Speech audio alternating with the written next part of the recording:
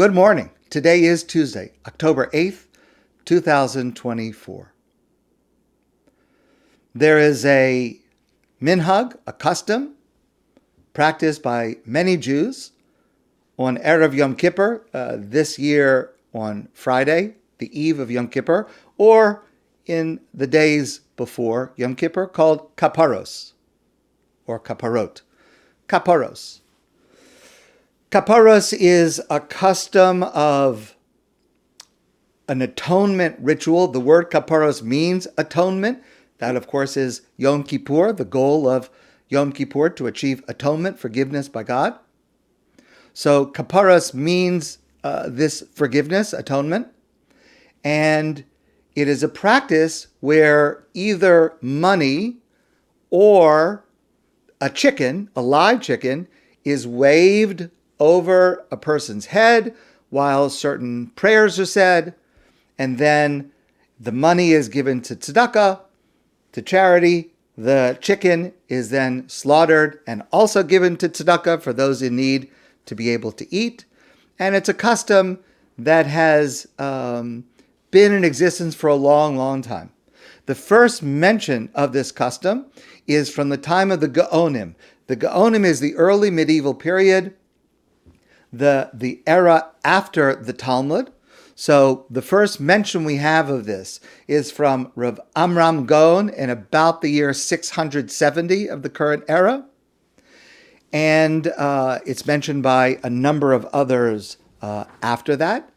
And the Kapporos ceremony is printed in the Yom Kippur Machzor. The way that we have it, which is very, very widespread, is it starts with a selection of verses, of psukim from different parts of Tehillim and Psalms and Eov, the book of Job. Just to quote a bit of it, B'nei Adam, Yoshvei Choshech v'Tzalmaves, Asirei Oni Uvarzel. Children of man, meaning mankind, human beings, who sat in darkness and the shadow of death, shackled in affliction and iron. Yotziem mechoshech v'tzalmaves umosrosehem yenatek. God remove them from darkness and the shadow of death and break open their shackles. Of course, this year, that line has a double meaning. The normal way to understand that is referring to a person who is shackled by sin. But Nebuch, we have brothers and sisters who are literally shackled and need to be freed. And then the end of it is the following verse. Im yesh alav malach meitlitz echad mine elef lahagi ladam yashro.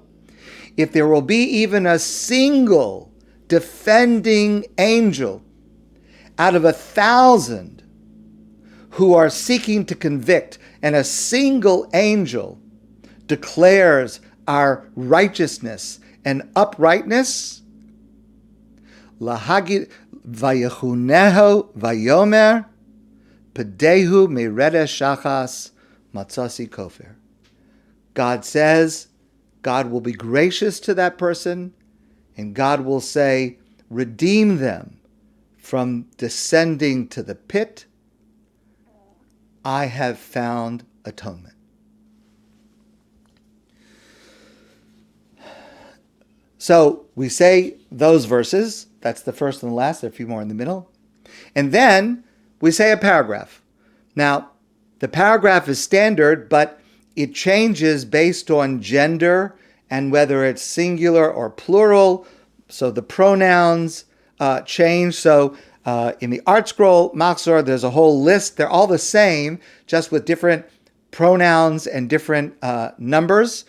So you choose the one that is appropriate for yourself. So if I would be doing it, when I am doing it, so the first paragraph is a man performing the ritual for himself. Just to say, the next paragraph is two or more men performing the rituals for themselves, a woman performing the ritual for herself, a pregnant woman performing the ritual for herself. So It's all these different paragraphs. They're all the same except for the pronouns and the genders. But just to take the first one that I would say, so a person would either have a live chicken that they're waving over their head, and the practice is to do it 3 times, and to say this paragraph 3 times, which means it's a total of 9 times of waving. So it's either the live chicken or it's coins, money, and the words are as follows: Ze chalifasi, this is my exchange. Ze tumurasi, this is my substitute. Ze kapporasi, this is my atonement. Now, depends. If I have a chicken, Ze hatarnagol yelech lemisa, this chicken will now go to slaughter. Or alternatively, if I'm holding coins, Ze hakesef yelech litzdaka, these coins will go to tzedakah. Va'ani kones ve'elech l'chayim tovim aruchim l'shalom, and I will enter and proceed to a good, long life and to peace. Okay, that's the custom. So you have 2 variations, and that's what's done. This minhag has a very controversial history. Already from the time of the Ramban, Nachmanides, the Rashba, Rabbi Shlomo ben Aderes, so these are later Middle Age great scholars that we often rely on. They opposed this practice. They said it should not be done. The Shulchan Aruch, Code of Jewish Law, says it should not be done. And basically, there are 3 reasons to oppose this practice. The earliest one, which is mentioned, the Shulchan Aruch says, the custom that people have of Kapporos on Erev Yom Kippur, of slaughtering a rooster for each person and saying verses over it, we should stop this custom. And later commentaries explain, because it resembles Darkei Ho'amori. It looks like superstition, it looks like magic, and that is against the Torah. And we don't believe in that stuff, and we're not allowed to do that stuff. So it looks like somehow there's some magic going on with the chicken, and it is misleading, and people misunderstand it. Now, the Mishnah Brura,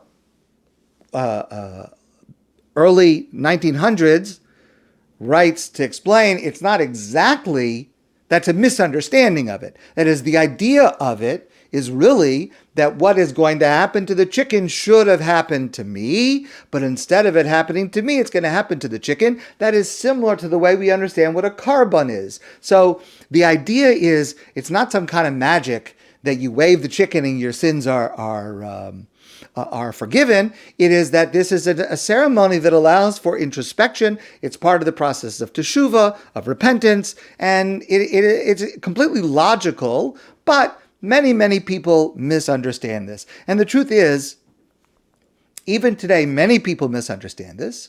They think that it is magical. They think that it is superstitious. There are many people who think that they cannot achieve forgiveness on Yom Kippur without this chicken, which is nonsense. That's just nonsense. They think that the whole Yom Kippur will be wasted if you're not waving the chicken before Yom Kippur. And that's it's a custom. It's from after the time of the Talmud. It's controversial from its beginning. I'm not saying not to do it.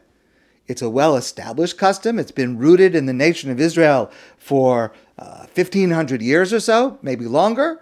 And so I'm not saying anything to nullify it, but I'm just saying this is not what is going to do it for one on Yom Kippur.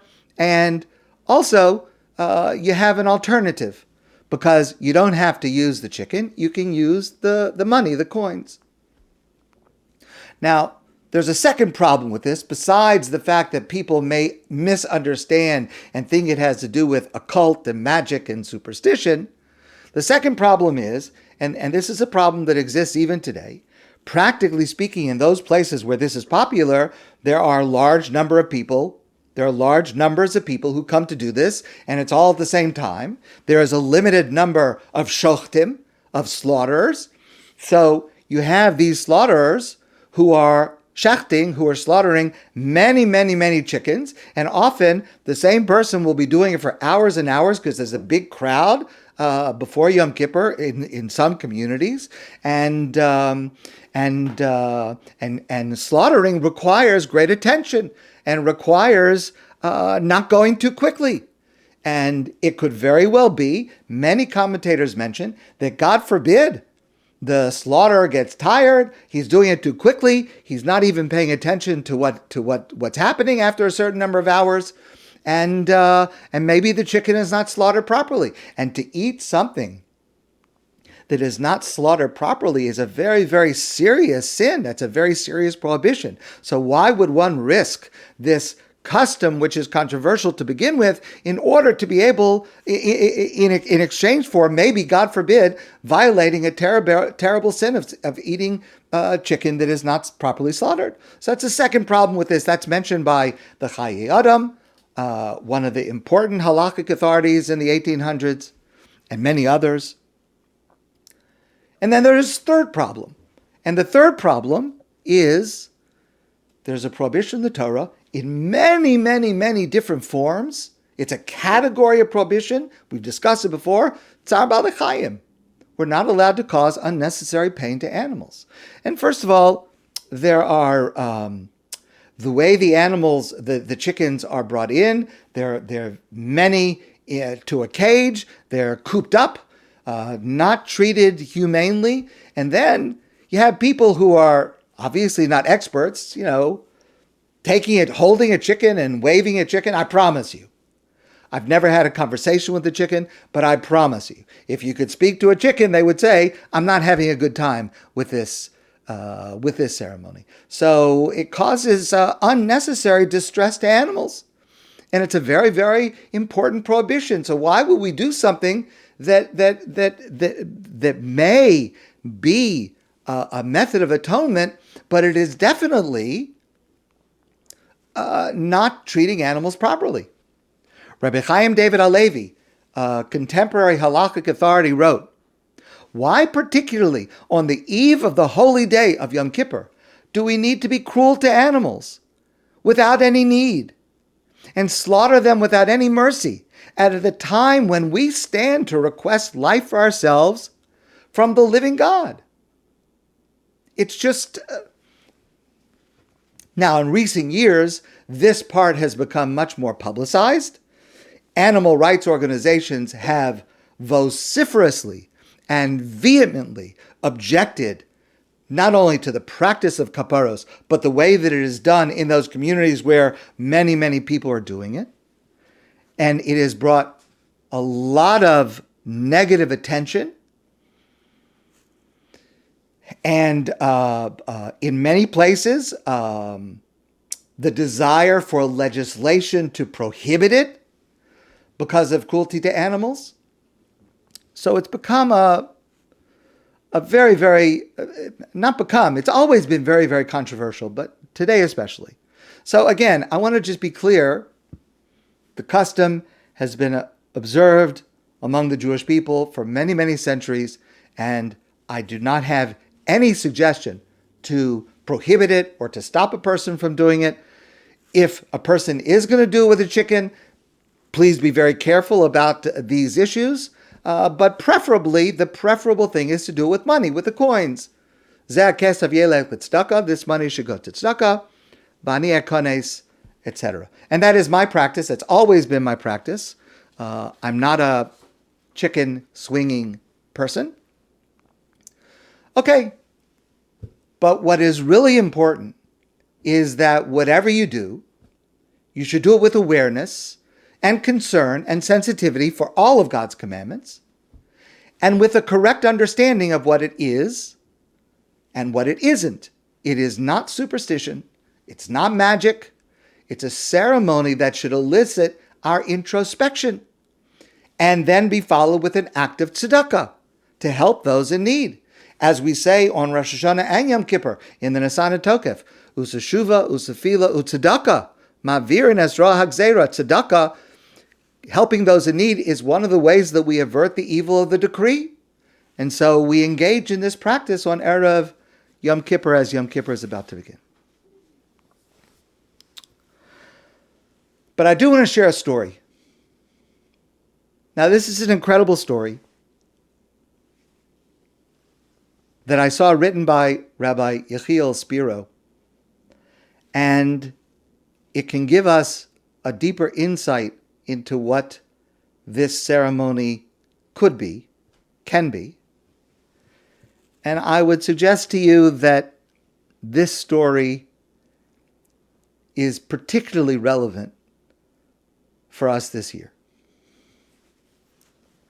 So the story is about Hasidim, the followers of the Noam Elimelech, Rabbi Elimelech of Lezhinsk, a very famous Hasidic master, and the practice of many Hasidim followers of Rabbi Elimelech and other Hasidic groups is that the Hasidim, the followers, the students, they want to be able to be with their Rebbe, with their mentor and teacher for the holidays.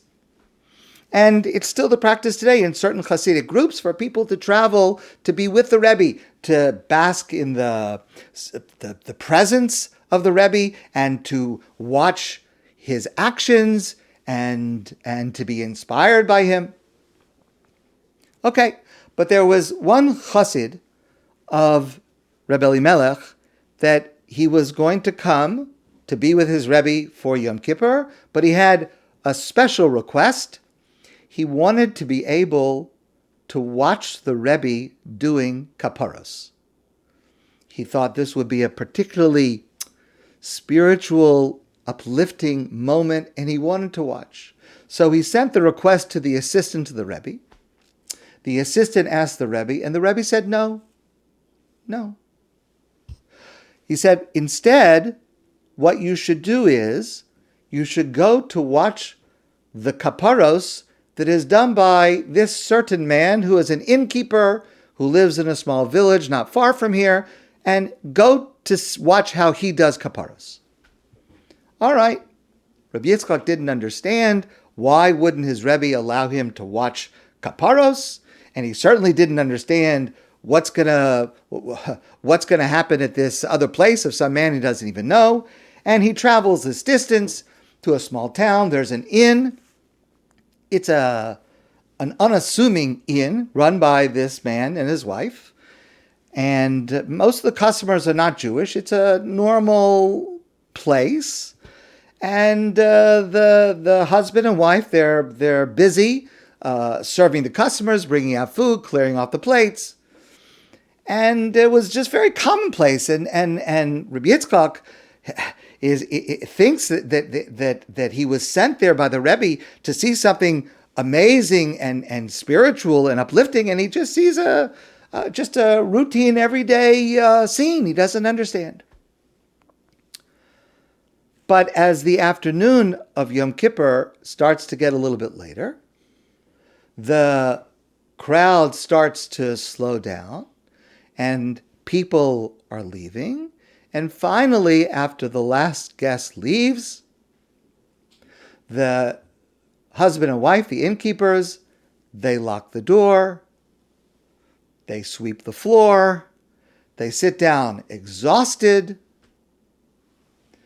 and then the husband asks the wife, would you please bring me the accounting ledgers behind the counter?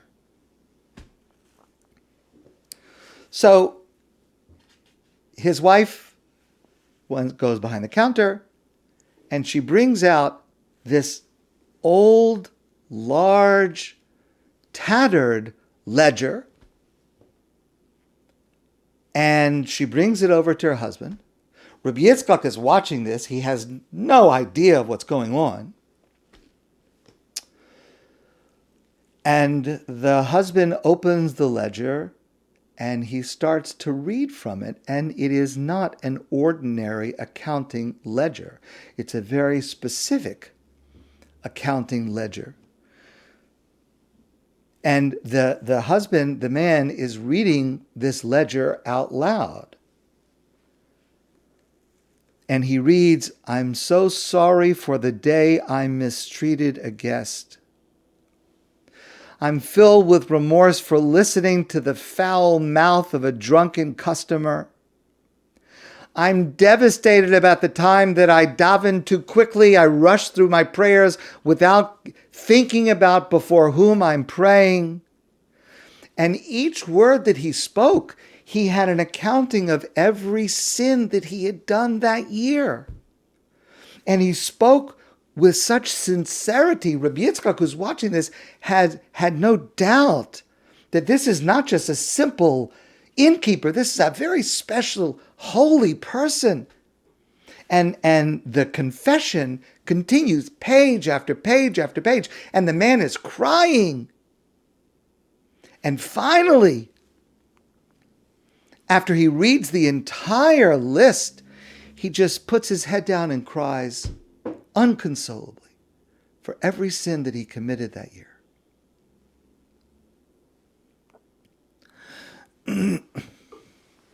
After a few minutes, the man asked his wife, "Now please bring the other ledger."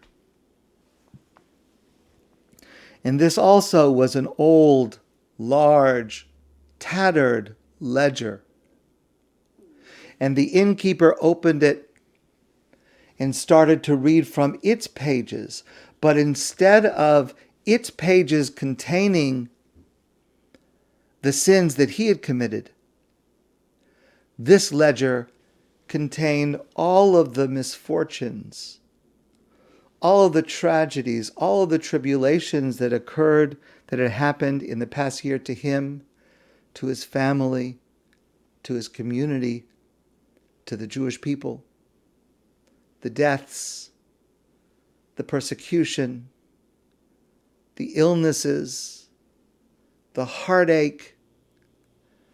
And it was just filled, as he's reading this, with sadness and despair and misery. And he recounted every, God forbid, every widow that he knew who had become a widow, everyone who had become an orphan, God forbid. And once again, he's reading this and he's crying. And finally, he finished reading the second ledger. And his eyes were red with tears. And then the innkeeper began to speak. He said, "Master of the universe, I'm not going to deny it. I've done many, many things wrong this year. My actions have been shameful, disgraceful, and for that I am sorry. I owe you an apology, and the debt must be paid. But God, Master of the universe, with the greatest respect I submit that the Jewish people also have a debt that must be recognized. We have suffered so much pain, and we have endured so much sorrow. But since we are now on the eve of Yom Kippur, the Day of Atonement is about to begin, I'm ready, God, to make a deal with you. We won't owe anything to you, and you won't owe anything to us." And he picked up the ledger of the tragedies and the misfortune, and he waved it around his head while he said the words of Kapporos, "Ze chalifasi, ze tumurasi, ze kapparasi," this in exchange for that. This is our atonement. Va'anachnu ekones ve'elech l'chaim tovim aruchim u'shalom. And we will go forward to a good and long life and to peace. My friends, that is the Kapporos that I wish for you and for me and for the entire Jewish people. My friends, I wish you a great day and an inspiring, uplifting, and purifying Yom Kippur. And I look forward to seeing you soon in person.